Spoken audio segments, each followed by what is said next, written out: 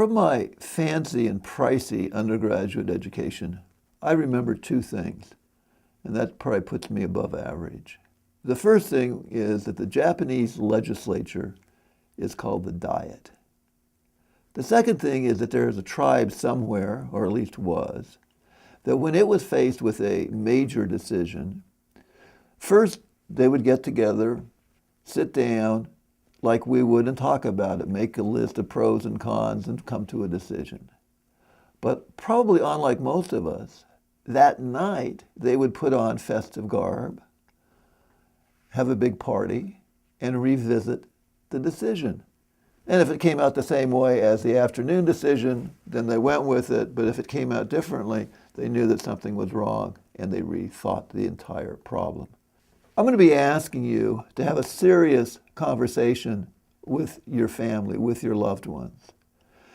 When I say that, you may think, well, that's got to be a very somber situation, a discussion, because we in our tribe equate serious with somber. But that's not necessarily true. In fact, I think if you do have this conversation, I have been told by people who have had that they're oftentimes joyous and fun. And a lot of old memories come up, and it's a time to bring the family together. I'm going to be asking you to sit down with your family and talk about matters like end of life, possible disability, and things of that nature.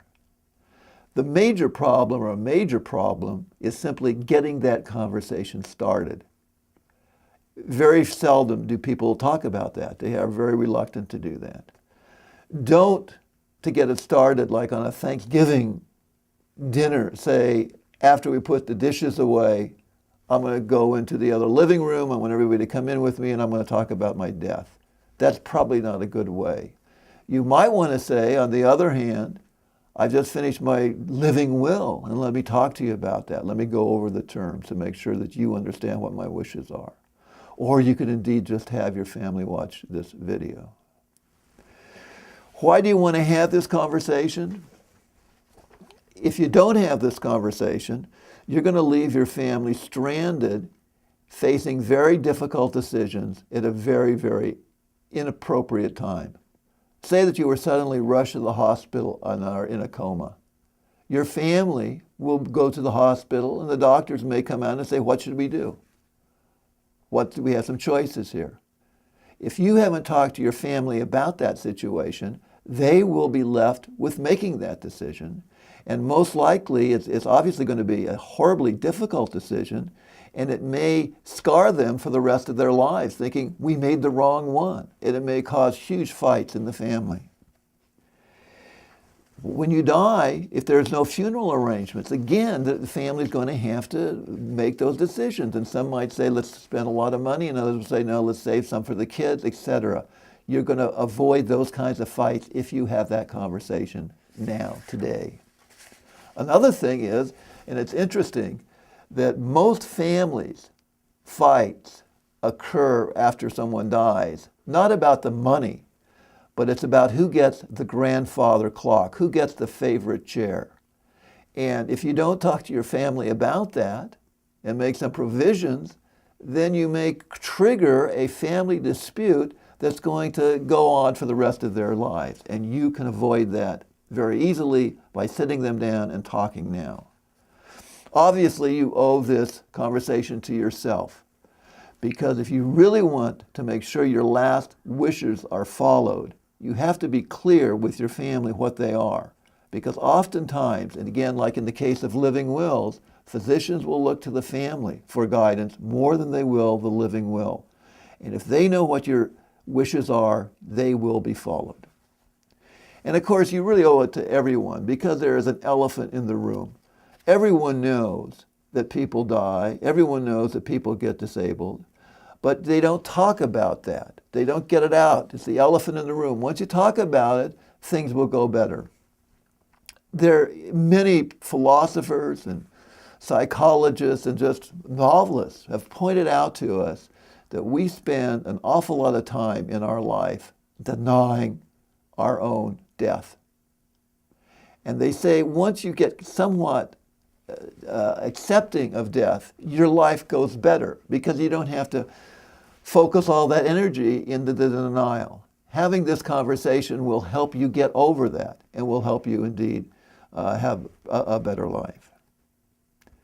What about a checklist? Let me just get, now I hope I've convinced you to have it. What should you cover? A little checklist. First thing you might want to ask yourself, if I'm going to die tomorrow, what problems would my family face? And think about that and answer those problems. Obviously, living your final illness is important. Hopefully you'll have a living will and a healthcare power of attorney. Talk to your family about what kinds of treatments you don't want. But I think more importantly is to talk to your family about the kind of life you do want. If you are to come out of the hospital, what kind of condition would you be happy to come out in? For example, I would be perfectly happy to be in a wheelchair with certain disabilities. I would not like to go on living if I couldn't communicate with my family or be with the world and know what's going on.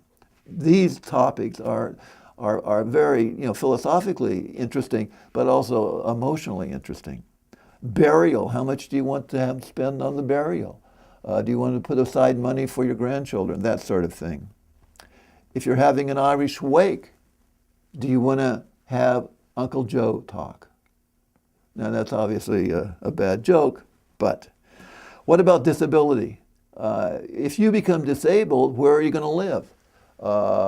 Talk about possible nursing homes. If you're going to live with one of your children, it's absolutely imperative that the other children are apprised of the fact of how difficult it is for the child that's caring for you to care for you. It's very difficult to care for an elderly person in your home. It's also very expensive.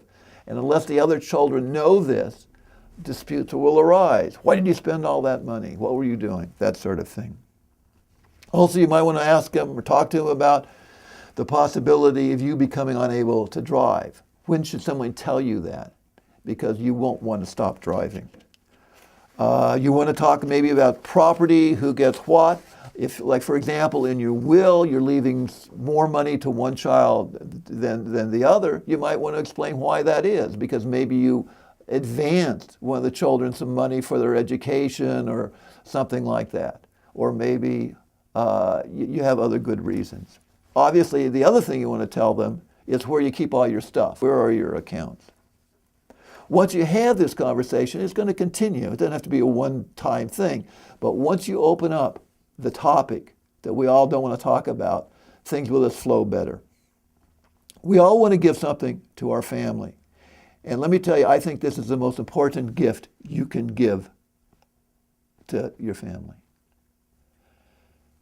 I opened with kind of a snide remark about my undergraduate education. And obviously, we learn so much in college that we are not really aware of how much we learned. And I don't mean to take anything away from education. And I do recall a little snippet of a poem from A. Hausman that is very applicable here. And think of it when you're both starting the conversation to get things going and maybe during the conversation. And he wrote, "Malt does more than Milton can to justify God's ways to man." So perhaps a little wine would be in order. Good luck.